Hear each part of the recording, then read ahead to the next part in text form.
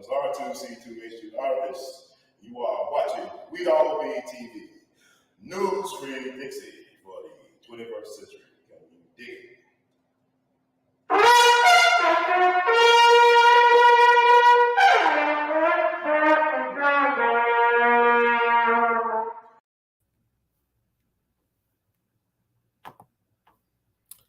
And welcome. Guess who's back? Back again with another one. It's your friend, your brother R2C2H2, the artist, known as Brother Ron, and this is We All Be News Free Dixie.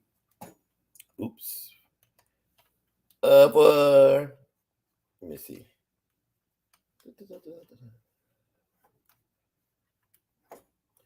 News Free Dixie for the 21st century. Yeah, this is Mercury retrograde. This is a classic Mercury retrograde. Just want to come with you all, directly from the M Town. I know it's been a long time, not necessarily a long time, but it's been long enough. Been just having some situations, not necessarily any entanglements, but some situations that need to be straightened out. Not straightened out, but straightened out in these streets and beyond. Not streets, but streets, y'all. So this is Brother Ron. I just want to come to you. There's so much stuff going on. I hope everybody's all right, who's hearing my voice. Hope you are in a safe, lovable space right now. So much stuff going on. And everybody just needs some cheer, some love, not only to be loving, but also be lovable, be able to receive and give that, stuff, that loving stuff. So I want to talk about this PnB rock situation. I just want to get on here real quick. I didn't know who he was. Like, it's like one of them things, like you get a certain age, you age out, like, really a lot of the culture is catered towards the young people, towards the youth. So you get a certain age, like I know I used to listen to the radio, I used to watch BET, MTV, the box. I'm dating myself when the box. Remember the box? You'd be called the jukebox at one point, but then calling the box, where you can order a video by request, right? The box, right? So that I'm a 90s baby, born in the 80s, but raised in the 90s, born into the 90s, so to speak. But I can remember, but the culture is really catered towards the young. And so I'm a type of cat. I still haven't listened to Kendrick Lamar's latest album yet. Not because I don't love Kendrick Lamar. He's fantastic. He's phenomenal. I'm just one of them dudes, like, I'm going to take my time. I want to let all the hype and hoopla die down. Then I dig into the crates. Then I digest the information. Then I come with my own opinion. I'm trying to do, I might wait a year or two to listen to somebody. I even respected Lamar's album or song or whatever. I haven't listened to like the whole Beyonce thing. But I'll tell you this, I love the Church Lady song. Not only about the controversy, it's well done. And I believe, Beyonce could be a bruja or sorceress. I mean, she's really good with that stuff. She knows about that spirit cooking and all that stuff. Jay-Z and them hang out with the enlightened ones. Make no mistake about it, allegedly. They don't shy away from that. They embrace that stuff. But that Church Lady thing is well done. Beyonce is a extraordinary artist, one of the all-time great entertainers. You got to give her due. She's up there, but nobody surpasses Michael Jackson in my book. They talked about Chris Brown. Chris Brown was on his way, but they slowed him down. But Chris Brown is very, very talented. I mean, I enjoyed when Chris came on the scene back in the 2000s. You knew this young man was going to do something extraordinary and special, but they kind of threw a monkey wrench in that plan. Rihanna. I remember Rihanna came out, Riri, whatever y'all call her. I liked the first album. Some of y'all didn't care for it. I liked it. I rock with Rihanna. I thought it was different, unique. She didn't have like the greatest voice, but she had her own little thing. She had her own lane. So I respect that. And you look at Rihanna now, she's a billionaire. And I thought Chris Brown would be where Rihanna is. And not saying that Chris Brown didn't make, people paying $1,000 to take selfies with Chris Brown at the concert. So he has a strong and loyal fan base, but they really did their job into undermining that man's brand. But he's still a hell of a musician. They took him from being Michael Jackson to being Bobby Brown, but Bobby Brown's very talented. Bobby Brown was the king of R&B for a minute. He had a reign. He had a reign. He made it rain. He had a reign. I love Bobby Brown back in the day, man. Bobby Brown was the man. I remember even when he did that Ghostbusters song, it still is great to listen to now. It aged wonderfully. But it's crazy. You just can't predict these futures. Like if you told me that Whitney Houston and Whitney's and Bobby's child, Bobby Christina, would be ancestors, and Bobby Brown still be around, I thought you was smoking something. Because Bobby Brown, I remember he got shot at clubs and cars flipping over, all types of stuff back in the day. But Bobby started a second family. Not only did he lose Bobby Christina, he lost the other son to some drug situation, sticky icky stuff. I think Bobby Christina and that son was born not too far apart from each other, different baby mamas. But Bobby Brown is the man. He lived an extraordinary life, and it's a blessing to still have that brother here, because I remember when Whitney passed, Bobby was with New Edition performing in the Memphis area. I remember that weekend, that Saturday that Whitney passed, right before Valentine's Day. It's like, right before the Grammys on that Sunday. She passed on that Saturday at the Beverly Hills Hotel. And Bobby and New Edition were performing at the Landers Center in South Haven, which is a suburb. South Haven is a suburb of Memphis, even though it's in Mississippi. It's right across the state lines. So Bobby found out that Whitney passed while he was performing with New Edition. And Bobby, to his credit, was a soldier, man. He was a soldier. Well, he is a soldier. He actually performed. The fans, they were there for him, his brothers.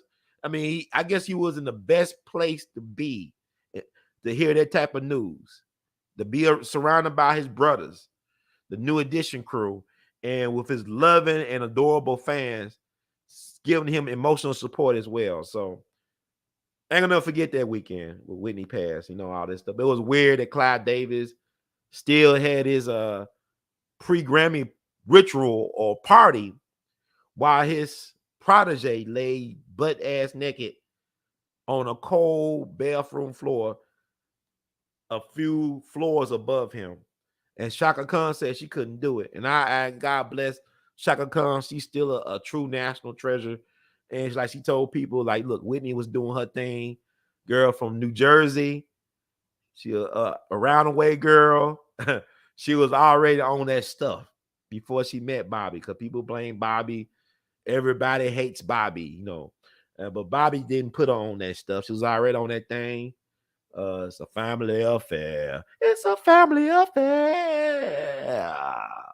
Okay, so Ron, we gonna get to the point. Well, I'm saying, like, my mentor, Mr. Emerson Abel Jr., who was Isaac Hayes' high school band director, who had the nerve, the audacity to kick out the one and only Isaac Hayes out of the high school band at Manassas. They had the audacity to work for Isaac Hayes and for his Isaac Hayes movement at Stax. That's my Jegna, Mr. Emerson Abel Jr. He's a righteous ancestor now, but he will always tell me, Run, nobody dies a natural death in show business. Nobody dies a natural death in show business. So this is why I'm doing this show today, to remind everybody, nobody dies a natural death in show business, and to also remember, in the immortal words of the late great, only Christopher we acknowledge is Wallace, Notorious B.I.G. You're nobody to somebody kills you. Also, to live and die in L.A., Tupac Machiavelli. Telling y'all, messages in the music, message. So here we are. So let's talk about this. Notorious B.I.G. was taken out at the intersection of Fairfax and Wilshire, and I went there to pay my respects on the 20th anniversary year.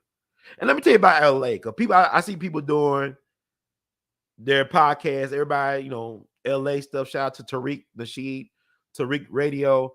Tariq been delivering some gems of late. I really been enjoying listening to this master communicator work his stuff on a Tariq Radio. Shout out to Tariq, homeboy from Alabama, but LA too. He's from LA too, and he's doing what he do. But I just want to weigh on this because this really hit me. I was out in LA 5 years ago. I went to LA twice in 1 year. LA is an amazing place. It's a foodie heaven. I mean, it's amazing food trucks, best hole in the wall Mexican restaurants in the world. I mean, I had the best Mexican pizza, and it wasn't Taco Bell. It was at this hole in the wall place near LAX. I mean, they had a phenomenal Mexican pizza, excuse me. They actually had the olives. I remember when Taco Bell, maybe I'm in the Mandela effect, but Taco Bell used to have olives and everything on their Mexican pizza back in the 90s. And I fell in love with it, but they just changed it up when they got into the 2000s, like Cash Money in the 2000s and all that. They changed it up. I don't know, it was an olive shortage or whatever, but I love olives, but that's another story. But I had the best Mexican pizza at that hole in the wall in LA. Then if you love burgers, hamburgers, I mean, you got Kevin Hart just opened up his plant-based fast food restaurant. I'm definitely looking forward to trying that out. The next time I am in Los Angeles, even though I love meat, I'll try it out because I heard some interesting reviews about the Kevin Hart plant-based chicken sandwiches and hamburgers, and the fries is fries. But if you're looking for a great hamburger, you got In-N-Out. In-N-Out to me is like what McDonald's supposed to taste like in a perfect world. But I'm not an In-N-Out guy. I'm more of a fat burger. I love fat burgers. A fat burger reminds me of them big burger, juicy burgers I used to get, like going to places in Memphis like A.L.L barbecue. I grew up on those type of burgers. Fat burger, yeah, that's old school to me. I love fat burger. Like every time I went to Los Angeles, I made sure I went to a fat burger. It's like every time I go to St. Louis, I'm always going to the White Castle. So I got to make the pilgrimage. It's like certain places I go to, I'll try to make sure I check in. Like, sometimes when I used to go to Texas, I will make sure I go to Whataburger. Now we got Whataburgers in Memphis, South Haven. That's the one I go to. That's just recently opened Whataburgers. About time. I had to go all the way to Texas just get a Whataburger. So I'm one of them dudes. I associate certain food places with certain places I love to visit. So LA, land of the hamburger, of the burgers, man. Like Tommy Burger. I know Judge Joe Brown told me about the Tommy Burger. It's like a double cheeseburger with chili, hot burn, but you'll love it. I love LA. There's so many different places out there. I mean, even like Johnny Pastrami's. Like you think pastrami is an East Coast, even Midwest thing, but they got one of the top pastrami places out in Los Angeles. It's called Johnny's Pastrami's. Then you got talking about food. I think we're talking about PnB Rock, where he did get killed at a Roscoe's Chicken and Waffles. And I'm gonna talk about Roscoe's, and I'm gonna talk about PnB Rock. But Randy's Donuts by LAX in Inglewood. I guess that's Inglewood, right? LAX is in Inglewood. Randy's Donuts, some of the best donuts in the country. It gotta be. You can eat those donuts. It don't have to be like, like Krispy Kreme, it will be, you got to get them at a certain time. Krispy Kreme tastes best when you get them out the oven, fresh out the oven, right? With a Randy's Donuts, you could eat them. It don't need to be hot. It could be cold. It could be sitting up for a day. Them junks are good. Randy's Donuts. I think Snoop Dogg did What's My Name. He was on top. Was it on Randy's Donuts? Did Randy's Donuts make a cameo in What's My Name? Snoop Dogg, yeah. Dog. That's over 30 years ago, I think. I can't believe it. It's like 30 years ago. But LA is a foodie heaven, man. That's all I got to say. I love LA. So the first place I went to when I went to LA back in April 2017, my first time ever visiting LA, the first place I went to was Roscoe's Chicken and Waffles. And the Roscoe's, they said that the brother got killed at was not the one in Inglewood. It's weird how they misreported the Roscoe's. I know when I saw the footage yesterday, I said, That's not the Roscoe's I went to near the LAX. He got, I think that's Roscoe's Chicken and Waffles. I think this is Manchester. Is that near the one near the LAX? That's the one I went to. And it didn't look like that one where I saw then somebody say, nah, he was deep in Watts or somewhere. That actually Roscoe's was in Watts area. And I've been to Watts, you know what I'm saying? And I said LA is an interest. Like I was playing my NWA, going through Compton. I was minding my P's and Q's and all that. I wasn't looking for no trouble, very low key. I'm not the type of cat that's very flashy. I'll play my music loud. Like I got pulled over by some cops in Beverly Hills for bumping my Juicy J too loud. I got the footage of that uploaded to the WeAllBe TV channel. And speaking of that, we played it. Okay, put my keep on this Mercury retrograde. But and I'm not looking at the comment section. I'll read it at the end. But I'm trying to get a point about the feel of LA for folks who never been to LA. It's cool. You know, LA is an interesting place. It's like everybody's from somewhere else. It's like it's two LAs. You got the Hollywood thing, then you got the regular LA with the people, man. People cool out there. White folks are interested now in LA. They're very like it's like a very elitist racism out. It's like it's weird. It's like a very snobbish racism. Like they just don't think that black people got any type of intelligence at all. I'm from the South. I know all type of different type of racism. I've been up to Oregon that same year. Ain't no black people really in Oregon. Maybe 20 black folks in Portland. And I didn't feel uncomfortable, but it just ain't that many black folks out in Portland because Oregon had it in its constitution back in 1859 when it became a state that black folks could not work, own property, or live in Oregon for years. It wasn't really until the middle of the 20th century, around World War II, that Oregon started getting a distinctive black population because the wartime industry.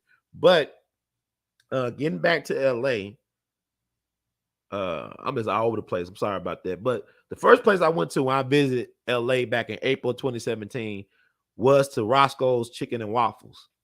And the one I went to was the one they claimed that PnB Rock got shot at, which was not true. He got shot at one in Watts. This is Inglewood. And really, it's a tourist attraction. I think that's the same one that President Obama went to when he was campaigning. He went to that Roscoe's Chicken and Waffles because they got pictures of Obama eating waffles and chicken at that location. And I believe I saw one of the owners of Roscoe Chicken and Waffles walking around the premises. So that's a popular touristy area. Then I went to the original one on Glower Street, I believe, near Hollywood, in the Hollywood area. I went to that one. Actually, the dude, Willard Pugh. Y'all may not know that name, but that's the cat who played Harpo in The Color Purple. He is like a childhood friends with my mom. They knew each other since they was like in diapers. They went to elementary school together and everything. So Harpo or Willard Pugh, shout out to him. We had an interest in falling out. It's like some Training Day Denzel stuff. And I'm going to say that story for either a short story or a movie or something, because like I can't make up the stuff that happens to me, and I don't tell everybody everything that goes on. I met Hillary from the Fresh Prince of Bel-Air this past weekend, and she may be making an appearance on WeAllBe. Karen Parsons, and she looks good, boy. She still looks sexy, and she aged well, like fine wine. But anyway, getting back to that, hey, I went to that Roscoe Chicken and Waffles. Stuff was good. It lived up to the hype, man. I loved it. That was my first meal in LA at Roscoe's Chicken and Waffles. And my last meal in LA, when I went there a second time back in the summer of 2017, was at that same Roscoe's Chicken and Waffles. I didn't feel out of place there. I didn't pick up on any funny vibes or gang stuff, nothing like that. It was a really cool, chill place. I felt comfortable. And you really got to, develop your intuition wherever you may go in life, because anything can happen in any place, anytime, anywhere. I don't have this thing about you can't go to certain places because the hood. You know what's funny about the hood? The hood really don't exist. I'm going to tell you why. Because the hood could be taken out of here. They can eminent domain the hood. They could pave over the hood with streets and whatnot. They could build up condominiums where they knock down the projects. And the same place would have been the projects for generations becomes high-priced real estate. So don't let nobody trick you into thinking that the hood is a real place. No, it only exists because the system wants it to exist. And when the system is tired of it existing, it gets rid of it, like it tries to get rid of people of a certain hue and type. You understand, or do you understand what I'm saying? The hood don't really exist. It's a figment of our collective imagination, and we manifest our realities. This is a matrix. They manifest realities. We all are in our own movies. We like 7 billion different versions of reality that we all kind of intersect, So what I'm trying to say is, when people say, well, he shouldn't have been there. Why not? He could move freely. Like, it's funny about, even with gangbangers, you dying for stuff you don't own. Even if you pay property over the stuff that you die over, the government could come in at any time and eminent domain that. They'll give you fair market value. That's about it. You don't really see, the thing about people they own, you don't own nothing. If you got to pay license on it or a tax on it, that means you don't own it. You don't own it. So it's funny because I even went to the Watchtower. The Watchtower was built by an Italian man. I went to the Watchtower. I didn't feel, I was looking around. Hell, I went when there was some daylight outside. I was in about the Charles Mingus Center. Charles Mingus, one of the greatest jazz musicians who ever walked this planet, arguably the greatest upright bass player in the history of the world. He's from Watts. So they got the Charles Mingus Center there near the Watts Tower. And that's an iconic building or structure. I had to go and pay my respects when I got out of there, because I was in South LA. I went to the grocery store that was ran and owned by a black woman. They did that video on Facebook 5 years ago where a brother interviewed his sister who owned a grocery store in Compton.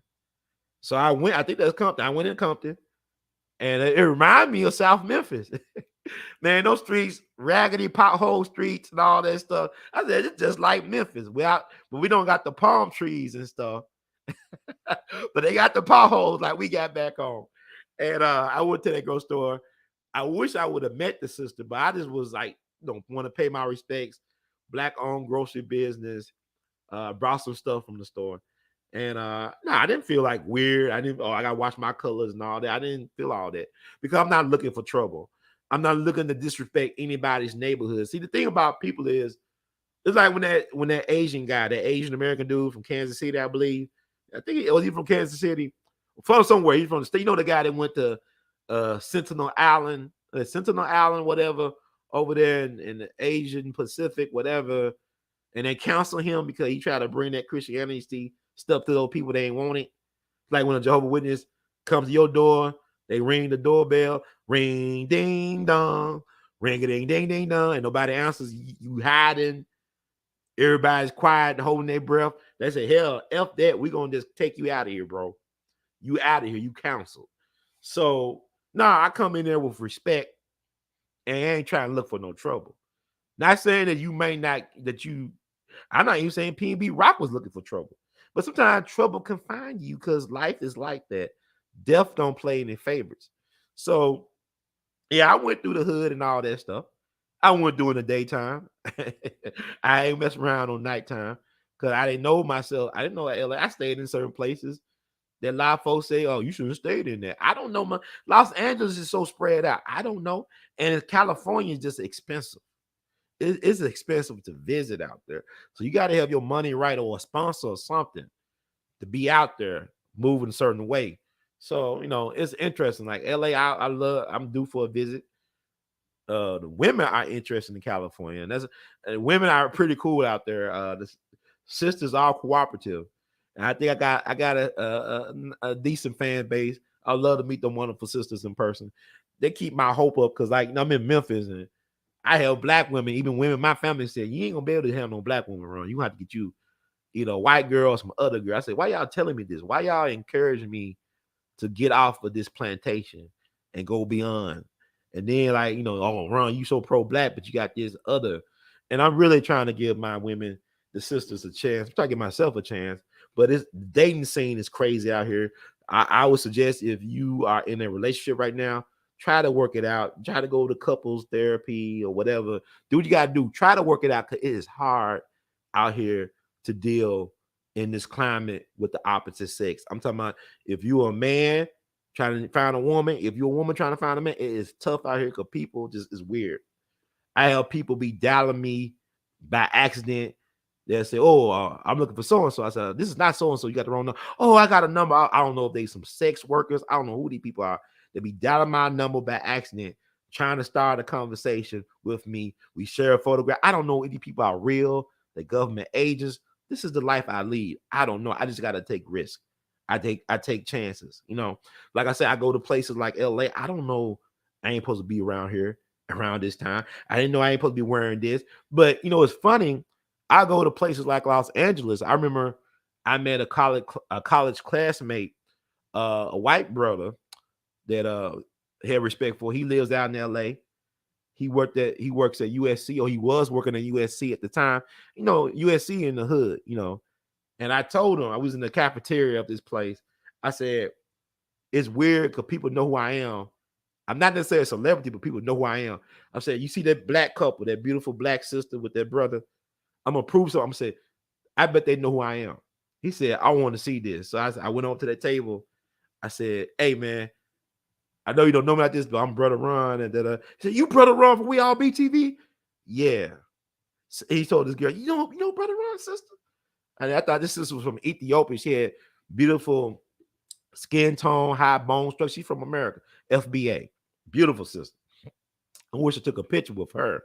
I mean, I took a picture with them. I think it was a couple, but he was just, like my publicist running down my accolades, talking about, my relationship with Dick Gregory and Judge Joe Brown and stuff like that. And my white colleague was surprised. I said I was proving a point. People do know me. I don't necessarily know them, but they know my work. The work precedes me. So it's interesting going to places like LA or even Brooklyn or Harlem or whatever. And I don't have the biggest following, all that stuff. But people tell me, I respect what you do, bro. I've been listening. You put me on to this and that. So I respect that. So it's very humbling to know that the work is not in vain. But going to LA, man, it's like, it's cool, man. I love LA, man. I mean, I upload some of my stuff in LA up here. I interview some interesting people. You like a homeless brother in LA I talked to, and the interview is available on We All BTV. A beautiful mind and spirit. I don't know what that brother is now. But that brother, he's very inspiring. And I probably will post that interview in the community section sometime soon. But I'm saying all this to say that PnB Rock should not have had to fear for his life while he was eating chicken and waffles with his family. That's ridiculous. And really, the more I look into it, it sounds like a setup. And I'm not blaming his girlfriend or his lady friend. It's deeper than that, because from my understanding, at one point in his career, he was signed to Empire Records. I'm reading this article about him being signed. Empire Records has this like notorious or infamous track record of their artists getting snuffed out, not even in a prime. I'm talking about artists like Mo3 from Dallas, I'm talking about King Von from Chicago. I'm talking about, of course, XXX Tentacion. You could talk about, of course, Young Dolph out of the 901 or 901. Hometown legend and hero Young Dolph in Memphis. It's about 6 of them in all. They had connections, including PnB Rock to Empire Records. And, people talking about how these record labels taking out these life insurances on these artists. And quite frankly, a lot of y'all are spooked out about that, but I'm not, because I'm currently paying for my life insurance as I speak. So don't expect when that day comes, I'm not gonna need no GoFundMe fish fry to bury my whatever assets or the cremate or what they're gonna do with me. I'm paying for my life insurance right now. I've been paying for it for years. I find a way to pay for it. So that's not weird. I think more people should be getting into getting life insurances on them, because we all got to go one day, allegedly. They tell us we all got to die, but who really knows? I believe there's vampires out there, but that's another podcast for another day. But you start reading the names of people who have passed in the last several years, connected to Empire Records and PnB Rock. These are all so-called independent artists, but they're connected to Empire, I guess, for distribution and all that stuff. But you think about okay, Cash Money, No Limit. They had some interesting distribution deals, but Master P and Baby still around, still caked up. But these cats can't even make it out their 20s and 30s. But Baby and Master P, Percy Miller, they still around, shaking up, moving things. But these cats can't make it out their 20s and 30s. So it's fascinating. And I wasn't even familiar with PnB Rock like that. Like I said, a lot of this rap stuff, this cultural stuff is catered towards the young. They buy all the stuff. They want to go to the concerts, get the merch, streaming all that stuff. And I'm an elder. Like people keep on calling me Unc. It's funny how cats be calling you Unc, and they in their 20s, but you look younger than them. But I'm an Unc though. Okay, all right. I'm gonna take your girl. You ain't gonna say nothing. Unc still got that wood. Woulda, coulda, shoulda. Unc got that wood. But anyway, it's fascinating. And even Young Dolph talking about selling his soul on that Paper Route Empire compilation that came out the summer before he got killed, got popped in smoke. Y'all casting spells. I know y'all don't believe in it, but words do create worlds. These rappers are casting spells, but a lot of times they're not casting it for their benefit. They're undermining their own liberation, because everything that glitters and shines ain't gold, man. It's fool's gold, man. So you really gotta be careful out here. But for people, let me just post something right quick. Let me post something. Get an understanding that this is bigger than rap, bigger than hip hop, bigger than all that. Remember when they said Prodigy from Mobb Deep choked on the egg?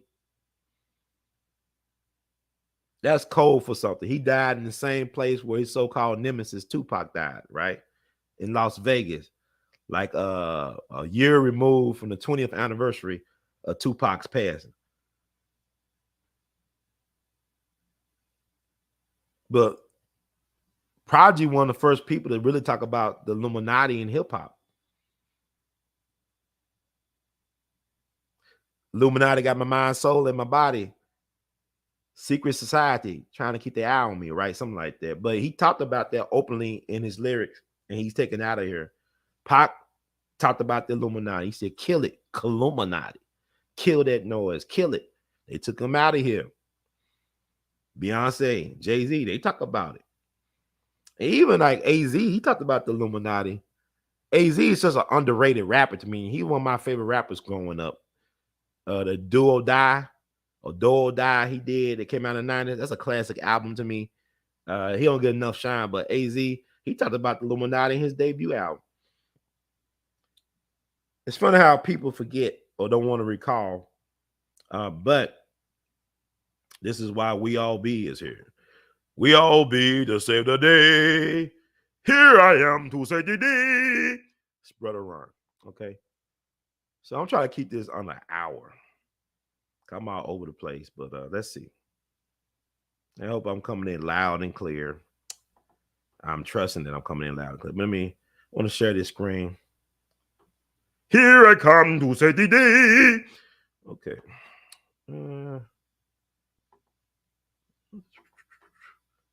Ain't nothing but a gangster party. I'm gonna read that. Ain't nothing but a gangster party. But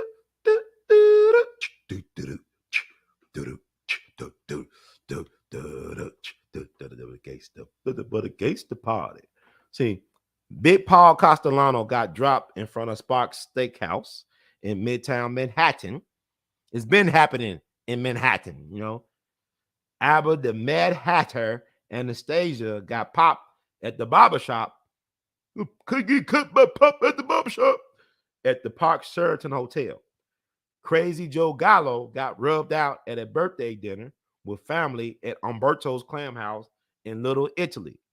Never forget that death doesn't care about fame, infamy, location, prestige, profession, reputation, or status, man. See how it works? Somewhere. All right. Y'all got it? Uh-huh. Uh-huh. So that's what it's about. As Dick would say. So maybe I need to remind y'all. Let's read that one more time. Read it one more time. I mean, I need to remind. Read it one more time. Because people keep talking about, well, he shouldn't have been at Roscoe's eating chicken and waffles with his girl and family. I think they said he had a little one with him as well. You know, it's kind of weird. They reported at a different Roscoe. They had the wrong Roscoe's. So you don't know what to believe. But let me show that again for clarification and elevation. Big Paul Castellano got dropped in front of Sparks Steakhouse in Midtown Manhattan. Albert the Mad Hatter Anastasia, that's the cat who ran Murder Inc. Not the it's murder, but it's murder, man. The real Murder Inc. The Mad Hatter, the Lord High Executioner. He got popped at the barbershop at the Park Sheraton Hotel. Crazy Joe Gallo got rubbed out at his birthday dinner. This happened April 7, 1972, with family at Umberto's Clam House. He had his wife and daughter present with his bodyguards. He got rubbed out while he tried to eat some clam chowder, okay? In Little Italy. Never forget that death doesn't care about fame, infamy, location, prestige, profession, reputation, or status, man. See how it works? Somewhere. Bigger than hip-hop, bigger than the mob. Rest in peace, PnB Rock, not just L.A. So y'all got the memo. So I want to make it plain, as Malcolm would say. Y'all keep on talking about he should have been in this place. Young Dolph should not been getting no cookies in South Memphis. That's his neighborhood. It was no hitters from his neighborhood that got him. And like I said, Memphis is notorious for making homicides look like accidents or random acts of violence. There's nothing random about the crime in Memphis. It's very strategic about what they do. Like I'm downtown, you know what I'm saying? Just recently, not too long ago, me and 19 other of my neighbors had our cars vandalized, broken into, and we were right by the post office. We were right by the Civil Rights Museum. We were right by the train station. But you know what they told us last week when we had our neighborhood meeting? They said we got 86,000 people live downtown, only 77 police officers. You got 77 police officers for 86,000 residents. And I'm going to save all this for my podcast about the part 2 about what's going on with Memphis. Burning the village to fill its warmth. There's a lot of things to talk about. And I'm in the town and I'm part of the solution. But the problem is Memphis is a white patriarchy plantation town. It's a white patriarch plantation town. People are dumbed down. You got black folks that are in positions of so-called power. They are the gatekeepers for the white patriarchs that actually own and run this town. They do nothing for the people. A lot of these folks, they try to get rich off the people's. You got a position where you're getting paid tens of thousands of dollars a month. Why do you need to try to scam the people, man? That's why we as a people ain't gonna go nowhere, because we as a people are always trying to undermine, undercut, undervalue each other. We got to stop that. And really, quite frankly, it really takes a small group of committed people that benefits the whole. It's not everybody getting in on this. What's wrong with black people? Y'all want everybody to get in. It's like you saying, like when you calling a Vietnamese person Korean, that's an insult. Yeah, we Asians, but we got Indians over here, we got Koreans over there, we got Taiwanese over here, Vietnamese over there, different groups within a group. Just like black folk, we ain't all part of the same tribe. We got different tribes within the group.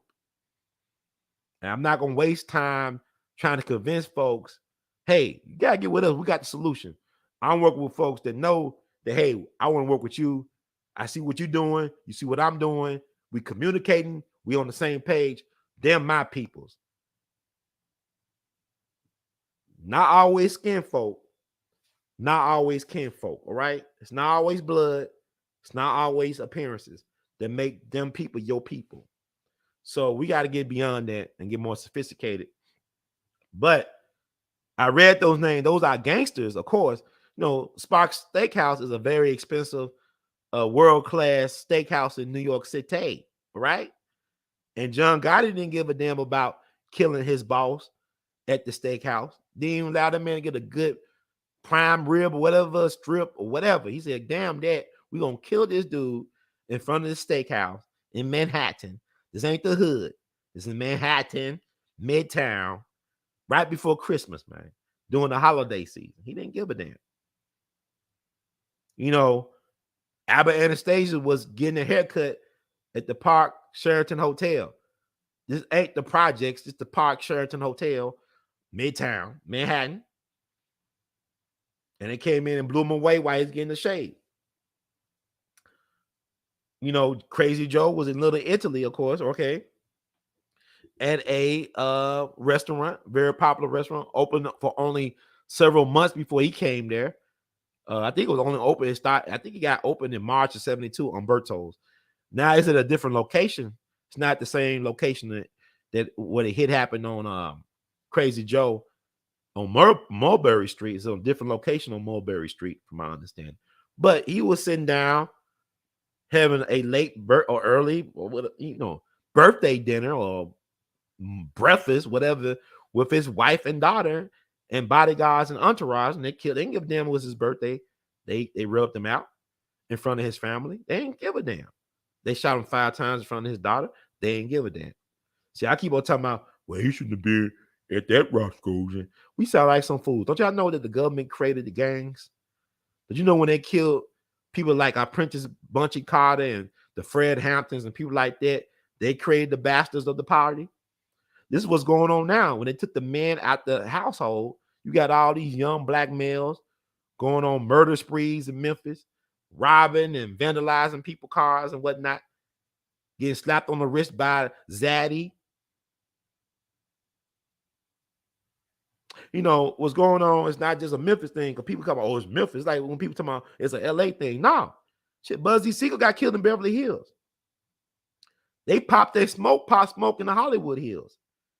Crime, and Clarence Avant, the so-called black godfather of black music in the industry, his wife got killed in an alleged home invasion.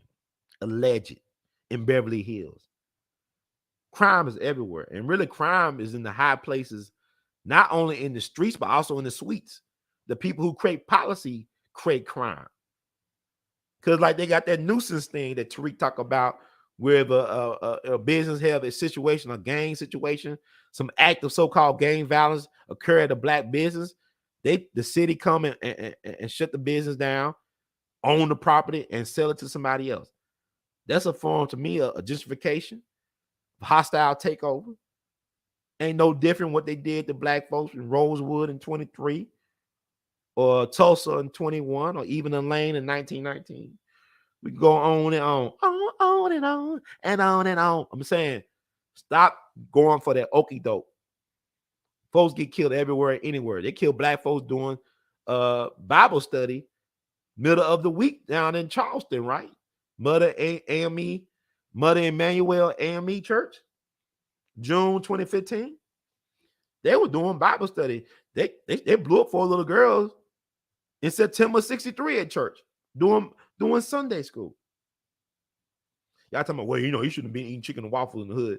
Shit, I go to a chicken waffle place in the hood. I mean, y'all like, I love being among my people. I love my space. It's not about me being afraid of my people. I'm a loner, man. I mean, I'm not antisocial. I know how to get along with people. I know how to communicate with people, but I move by myself a lot. I like being by myself and eating with myself. I'm a best friend with me and myself and I, And if them boys gonna get you, they're gonna get you. Shit, presidents have security. They got the president down in Haiti last year. Nobody talks about that Haitian president getting assassinated. Was it in Haiti? Yeah, with Haiti, right? They came into his home. He put head bodyguards. Shit, they got Kennedy in Dallas. They got President Kennedy. He had bodyguards. And when it's your time sometimes. But sometimes you got to question the timing of everything. Like I said, PnB Rock, the 6th artist connected to Empire Records, taken out of here. He just dropped a new single on September 2nd. And now he out of here. I'm sure they got some stuff in the tank they're going to put out. It's like Mo 3. They dropped to drop some Mo 3 stuff. And Mo 3 was just on that hot boxing with Mike Tyson with Little Boosie. And then next thing you know, soon as Little Boosie introduced Mo 3 on the Mike Tyson thing, he out of here. You know, they tried to get Little Boosie down in Dallas when he was paying respect to his comrade. Luckily, he survived. But what I'm saying is, this is bigger than hip-hop. This is bigger than a lot of stuff that a lot of us can't even comprehend, because most of us are pawns in a game we don't know the rules to. That's why we can't rule, because we don't know how to play the game. Like even football game. Like y'all crazy, football crazy. I don't care if the water is non-existent, ain't drinkable down in Jackson. Y'all don't care about black girls being kidnapped every day, or we don't care about that, but we care about the Cowboys and Dak Prescott. We care about them. How about them Buffalo Bills? They're gonna get it this time. We care about, you know, Patrick Mahomes and the Kansas City and all that stuff. You care about things that really don't add any value to your life. Things that add value to our lives, we don't even take the time to invest in, let alone know that they exist. These so-called entities that can add value to our lives. So with PnB Rock, I don't know no PnB Rock, but the peanut butter and jelly rock. And to me, he looked like a updated version of Will Smith. Like he would, if Will Smith came around in this time period, he would be PnB Rock, because they both from Philly. And I like Philadelphia Cats. Philly guys got a different swagger. I respect the swagger of Philly guys. Y'all just move different, and there's much respect to the Philly crew, because y'all do y'all thing the way y'all do y'all thing. But from what I have read about him and the music I just recently listened to, very talented dude. And it's interesting, him and Triple X Tentacion did a song together called Middle Child. I listened to that last night, and they both out here. Both these guys transcended the rap genre. They was pushing the envelope, and really they the children of Drake. These are Drake's children. You know what I'm saying? Because like they follow his blueprint. You know, like even what's his name? PnB Rock said that he was influenced by Drake's debut album at 19 to do what he's doing, what he was doing. And you think about Pop Smoke. I mean, it's different vibrations they were bringing, and they out of here. Juice World, cats are out of here. Yeah, Draco the Ruler. That's another Empire connected artist. Los Angeles artist got killed this year. This year is weird because it seems like it's long and short, because it's things that happened this year I thought happened a year or two ago. And it's like the year is so weird, like time is moving fast and slow at the same time. Maybe I'm the only person that feel like that. For me, time is moving fast and slow. And it's weird. It's strange. Oh my God. But stop blaming his girlfriend. Normally women are good about having intuition about these type of things. That's interesting. Like they said, the girlfriend gave up the location through the Instagram by taking a picture. I take pictures of my food all the time. But I make it a rule. Like really it's not a rule, it's the fact that I just be falling behind.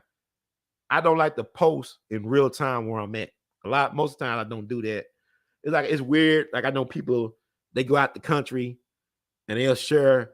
I'm in Greece right now, uploading all these pictures from Greece in real time, right? Now I realize you got folks following you on social media. I know it's so-and-so live. Hey, they out of the country. Let's go and hit them up, get a lick. And people, I know a person, good people. She was posting that she was out of the country. I think she was in Cuba, posting to her social media. She come back home. She a musician and an organizer, community organizer. They stole her laptop and everything. She had stuff, valuable footage of things she done that she no longer had. She didn't back it up on a cloud or anything. It's gone. I don't know how you recover from all your stuff being gone like that, but it happens.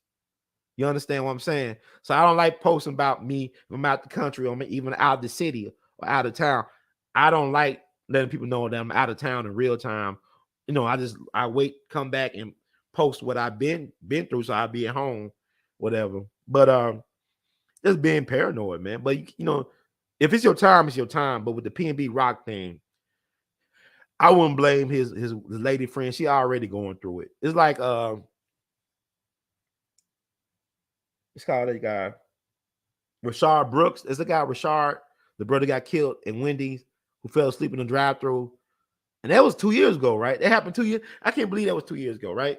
And they're not gonna bring charges against the police officers who killed him because you know he woke up, you know, he falling asleep, drive-thru, got into it with the cops, but was running away, right? And they shot him in the back several times, from my understanding. And Paul Howard was the DA. He promised that he was going to bring charges against these cops, but the people did not feel like he was up, I guess, capable, and they voted him out of office. They got that sister down there, Big Mama Rico. I call her Big Mama Rico. She sent out them rappers to prison over lyrics, treat them like they John Gotti or somebody. And John Gotti killed his boss up at Spark Steakhouse. She treated them like they John Gotti or Al Capone. Them guys about to get these football numbers on their Rico, about Big Mama Rico, about to give them football numbers. But she kicked the case up to somewhere else, and they passed on it. It was no grand jury, nothing like that. They just didn't prosecute them, and they walked free. And this dude got killed, I believe, on his daughter's birthday. And probably his woman probably regret that. I just should have picked them up.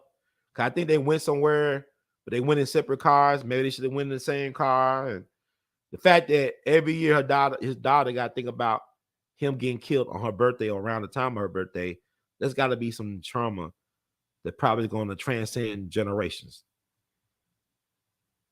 So I mean, this stuff is real out here. It's like even when PnB Rock talked about, he started moving differently because his brother got killed. His big brother got killed, and he says it's real out here. And also, he was on DJ Academics recently. You know, DJ Academics, very popular hip hop news journalist and all this stuff, very popular personality.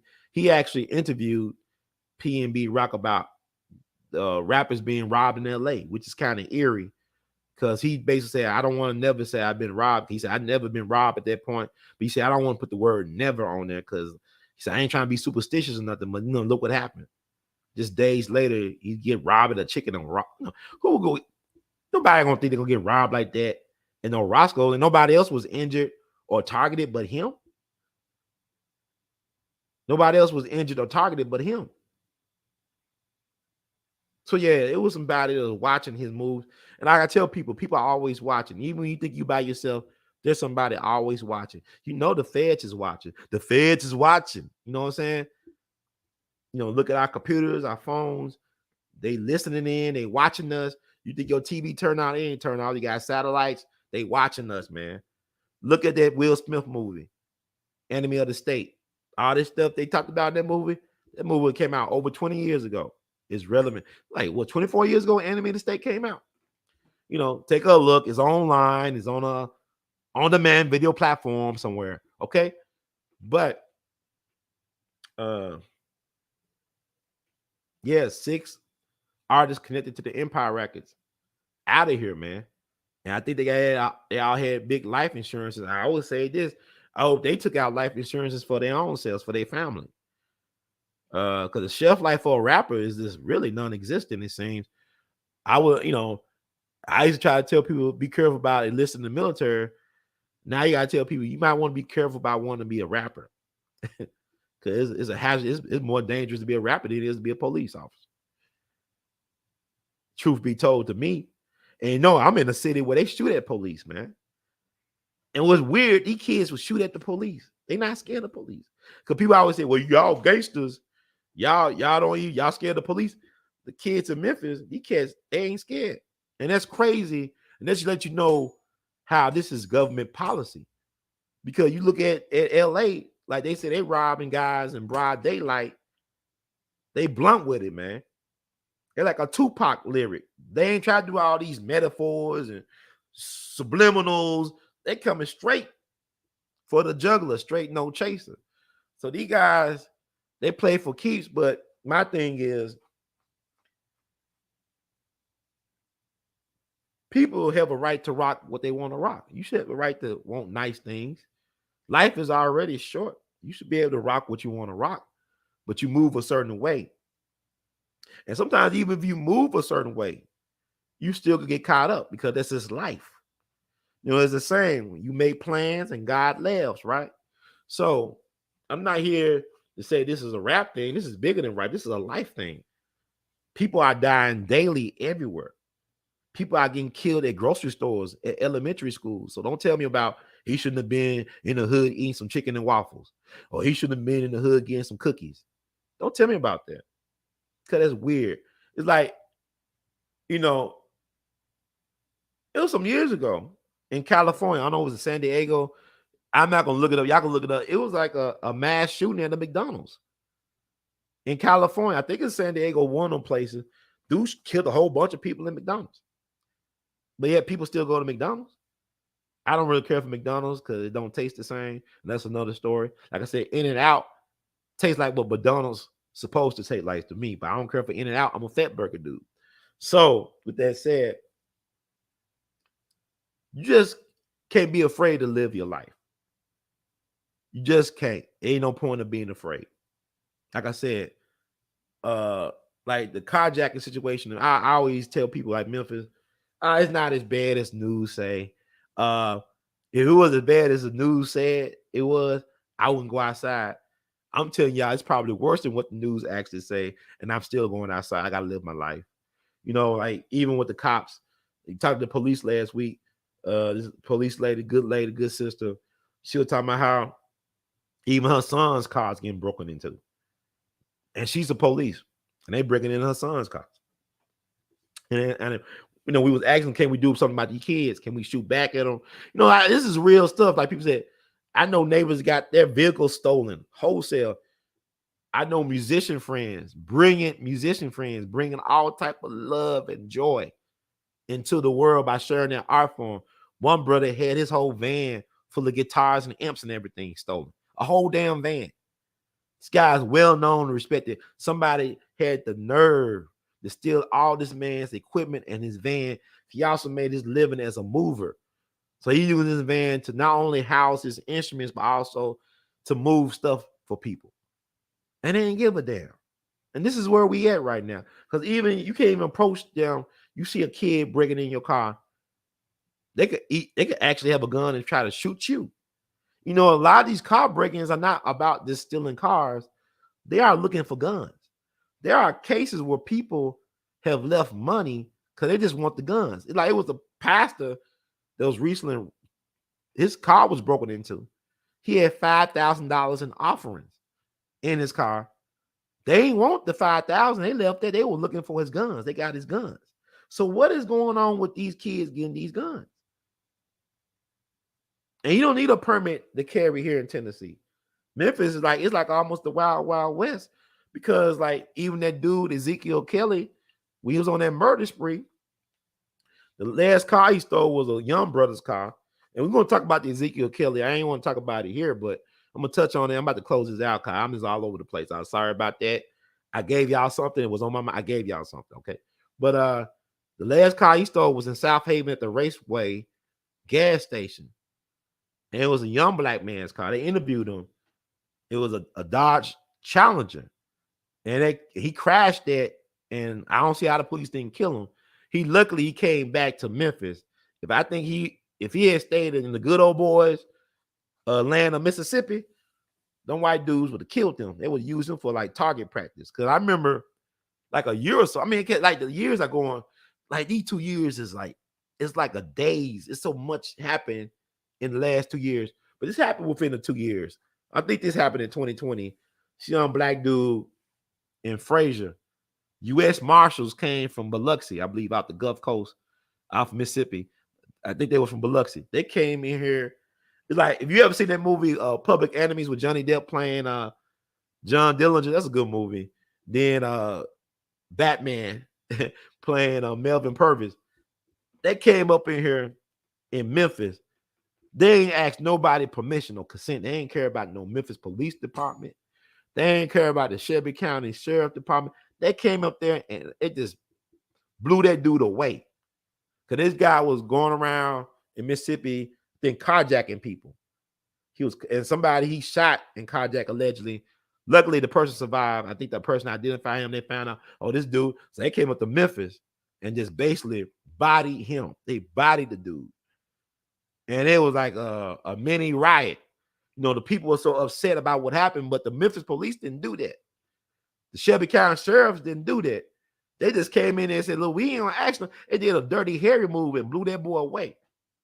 And some of these kids, they're doing a thing called suicide by cop. So it's not that the police are doing extrajudicial stuff. And a lot of times they are doing it, but a lot of these people want to be suicided by the police. There's a real phenomenon, suicide by cop. That stuff is real. But this dude, I guess, had a death wish, but they blew that boy out of his socks. And the people of Fraser were so traumatized, they started tearing up the block, man. They tore up some police cars. But give credit to the Memphis Police Department, they held restraint. They ain't going there and start bashing people's heads in. It was overstood that the U.S. Marshals overstepped their bounds in pursuing this fugitive guy, young guy. You know, you had people coming out on media talking about, now he was a good kid at Central High School. He was an honor student. You had these white teachers and other people. I said, look, man, I'm going to tell y'all something. Memphis is a gangster place. Shit, Machine Gun Kelly. I ain't talking about the rapper. Machine Gun Kelly went to the same high school this dude went to. But it's like almost 100 years ago. He was, I think, Central High School class of 1918 or 1919. But Machine Gun Kelly went to the same high school this dude went to. So I guess if you went back in time, they would say, oh, we would think Machine Gun Kelly would be kidnapping oil executives and stuff like that. You know, Machine Gun Kelly, they caught him in Memphis in a bungalow, I think that still exists, back in the 30s. He's the first criminal in U.S. history to be transported to prison by airplane. See, Memphis is an interesting place. Like a lot of history people don't know. Yeah, Machine Gun, I ain't talking about this rapper Machine Gun. I'm talking about the real Machine Gun Kelly.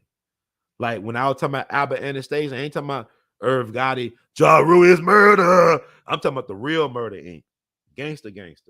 So, yeah, but these kids are lawless. But what's happening is that black males are being left behind.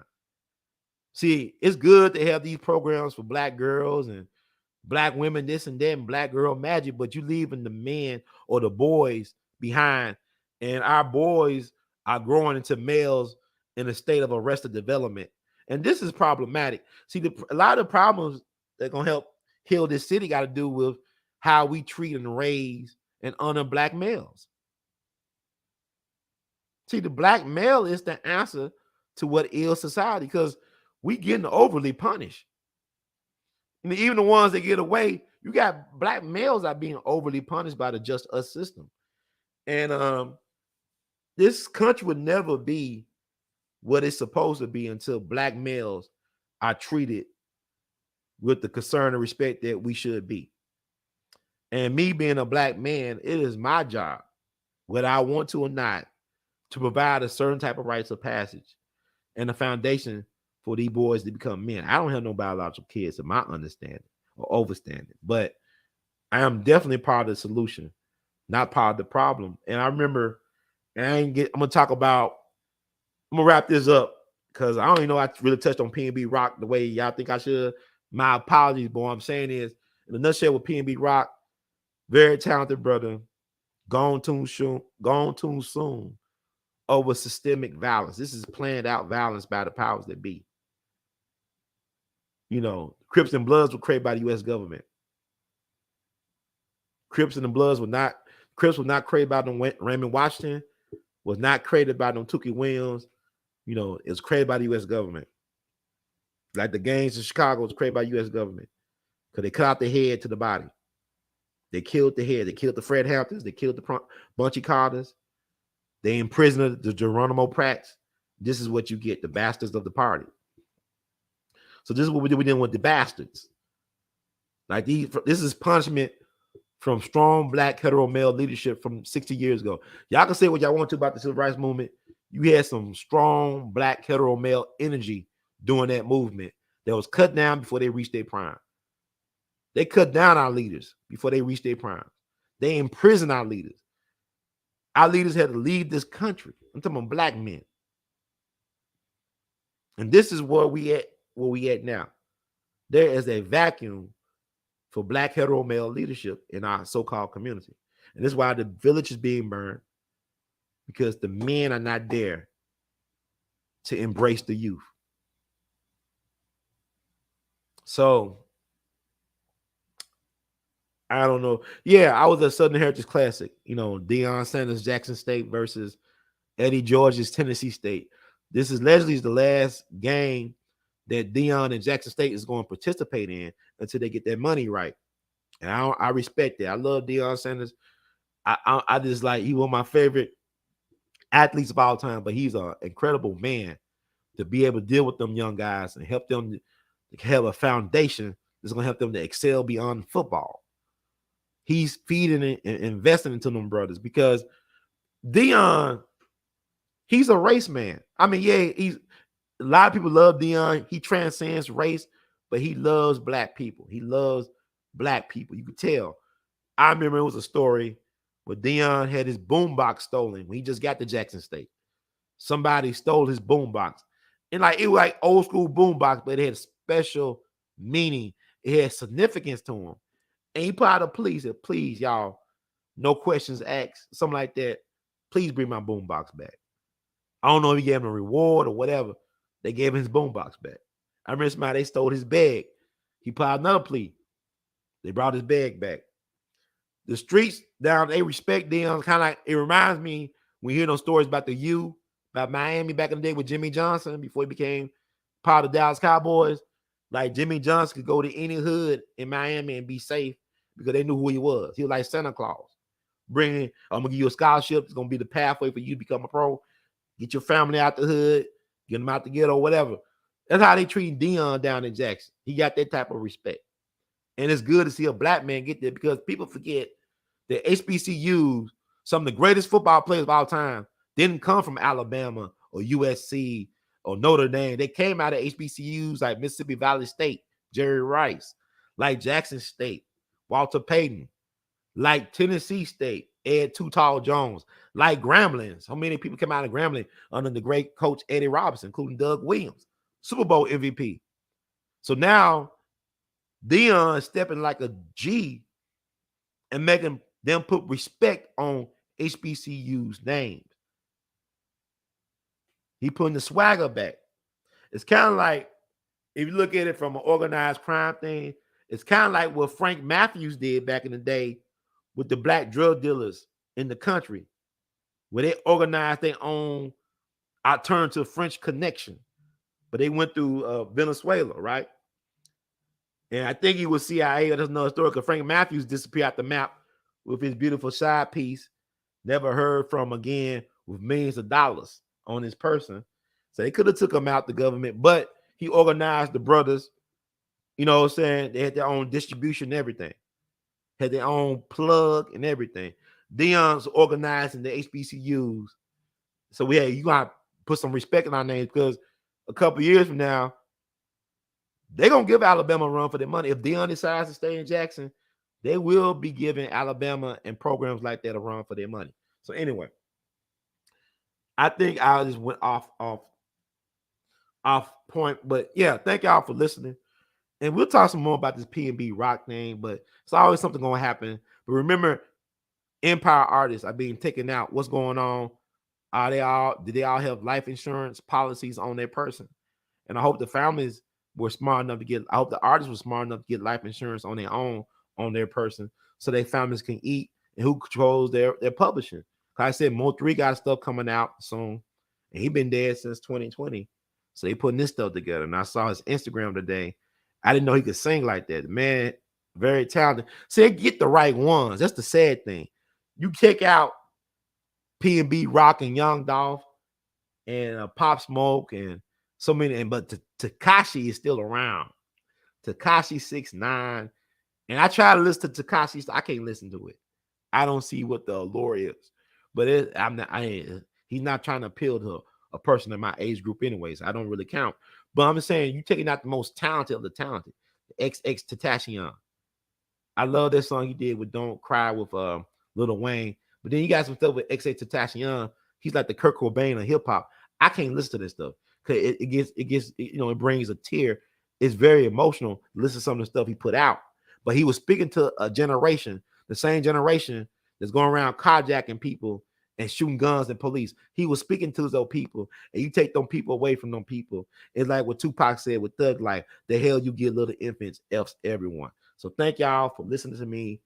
I'm not the most expertise on PnB rock, but God bless him. He got little ones. I think he got a little one on the way. And that's really sad. You took out a family man, a provider, a protector and a rider for his people. You took him out. And people got to live with that. And people talking about with the OGs. The OGs, what OGs? What OGs? Everybody doing their lives and TikToks and stuff. They know OGs anymore. Those days are gone, man. Like, ain't no more big mamas. And that's another podcast. But anyway, thank y'all so much. And I guess I could read what y'all had to say here.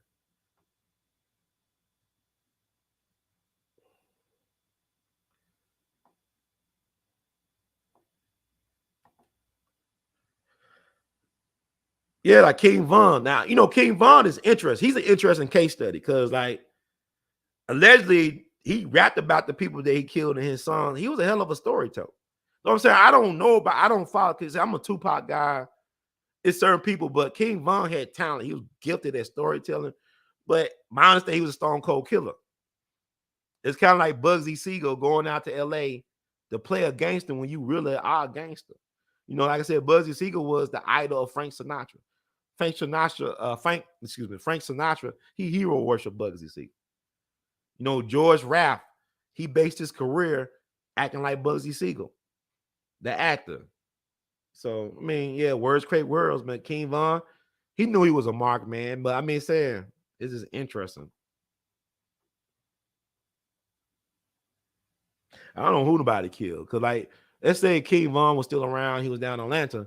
Big Mama Rico, he'd be in prison right now along with Young Thug and them and Gunna. But he had a reputation for being a killer.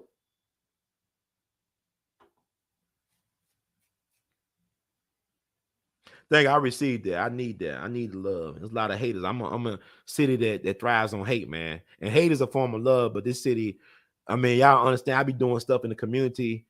It don't get no traction, but it's funny. These cats all know my name, but they don't want to help me. They see me drowning, but they won't throw out anything to save my ass. But God got me. The Most High got me. Thank you. Yeah, Tekashi, he is a government agent. Like, come on. He is. Because, like, how he survived the Rico stuff and the guys he was working with, they doing football numbers. Of course, allegedly. Like I tell Judge Joe Brown, he don't like to hear this, but I said, like, Thurgood was giving up the goods on people to the FBI. And Judge do this. Well, this and that. No, Thurgood couldn't stand Dr. King and Malcolm X. He actually went to a police chief convention down in the Carolinas and told the police officers, y'all need to focus more on undermining, allegedly, the Nation of Islam. And Thurgood is still a great man, but people are complex. Y'all don't do the hero worship no more because everybody's complex. Because it's a saying, you don't want to meet your heroes because you'll meet disappointment. You'll be disappointed. So, I mean, my thing is, it ain't no big deal, but everybody do what they do, man. Everybody move the way they move. Like I said, if black folks are in high positions of so-called power, trust and believe they had to do something to undermine other skin folks and kin folks to get to that position one way or the other. You just don't get to those type of positions without selling out some of your people. It ain't going to happen like that.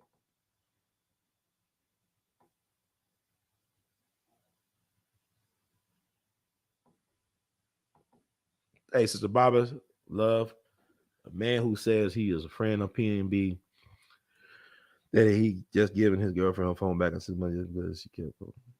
Okay. I don't know, man. You got, people saying that Pop Smoke, he was set up by a girl that was there that night he got killed. He got popped in smoke. You gotta be careful, women. I'm from a city, man. Our women could be ruthless. I had a high school classmate. His name was Billy. Good looking guy, pretty boy. Girls were crazy about Billy. And he was an upperclassman. I just found out not too long ago that he passed away. I want to say in 2013. This beautiful woman set him up. He was like set him up, got killed. Now she doing football numbers in prison. Good looking woman set him up to get shot. So he out of here, man. So you gotta be careful. Even like you think about Romeo, right? The guy who played Romeo, Merlin Santana, got set up by a girl. So this nothing unusual. Then we're dealing with the Sweetie Pie murder, right? Murder for hire. Like Tim Norman allegedly put a hit out on his nephew, Andre. And it was a scripper from Memphis that helped set that up. Now, they're trying to say that she didn't know that Tim was going to kill his nephew because she actually brought him an outfit from the mall because she was scripting. I said, I know it's scripting. She was scripting in East St. Louis several days out the week, and then she'll commute back to Memphis. So, but Tim called her and said, look, connect with my nephew, whatever. And she did that. Next thing you know, they popped their smoke, Andre. And it is what it is. But yeah, you gotta be careful. Like even John Dillinger, I brought up John Dillinger, the lady in red. He was set up by a woman to get caught up by the feds, outside a movie theater. I think they called the Biograph Theater, movie theater in Chicago. So y'all keep on talking about he should have been eating chicken and waffles. They kill you anywhere, dude. They'll kill you anywhere. So man, trust, you women, man, scandalous out here, man. And them women in L.A., they some hustlers, boy. When we ride like top-notch Mercedes, high-level Mercedes with an EBT card. They be hustling down in L.A., man. Oh, my God.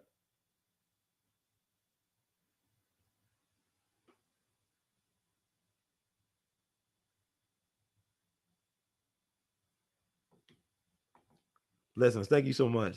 And I'll let you go. This is getting kind of long. I don't want to get too long, but thank y'all for participating, for the input, for the support. Like the words from Brother Herb, please spread the word. We All Be TV, YouTube. You could cash app your support, $ R2C2H2. You could Google Pay, PayPal, Zelle your support. Email r2c2h2@gmail.com. That's r2c2h2@gmail.com. Also, Vimo at r2c2h2. You could buy Art of His Art, r2c2h2.com. It's the website. You can wear Art of His Art. Go below the video description box on YouTube, our official Teespring page. Access that. Get the latest designs by yours truly. So before I get out of here, thank y'all so much who all have donated and who gonna donate and buy things and all that stuff. We love you madly. Masters of life insurance. That is the question. Yes, indeed. But when you start seeing these rappers get killed, the first thing people gonna say, were they in any time in their career signing Empire Records? And that's interesting. So thank y'all so much. I want to appreciate y'all.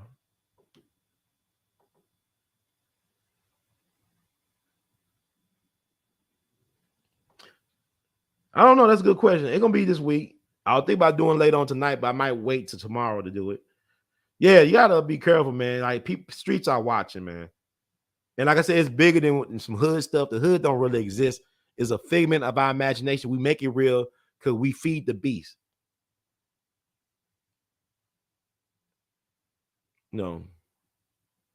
I would tell people, feed your dreams and your nightmares will starve. Feed your dreams and your nightmares will starve. So thank y'all so much. I'm glad. Let me read this disclaimer. I'm out of here. I can't believe it went by so fast. I'll always be struggling to get on the air, but once I'm on the air, I don't know how to leave. I need to learn how to make an exit. Disclaimer: the news expressed by hosts and guests on the We All Be TV platform are not the official views, opinions, beliefs, or perspectives of We All Be News or the We All Be Group Incorporated. We All Be News is an organization that thoroughly believes in supplementing the information narrative that is usually supplied by the corporate news entities with those viewpoints and expressions which may be marginalized or ignored for a plethora of reasons. We are about informing the general public on alternative perspectives as it relates to news and information, and letting the general public be the ultimate judge and decide on how to use said information. Informed citizens are responsible citizens. Thank you for your support. Thank y'all so much. Words of Duke Ellington. We love you madly, but always remember to keep on producing and pushing. And we are out of here. One love, man. Can you dig it? And don't be afraid.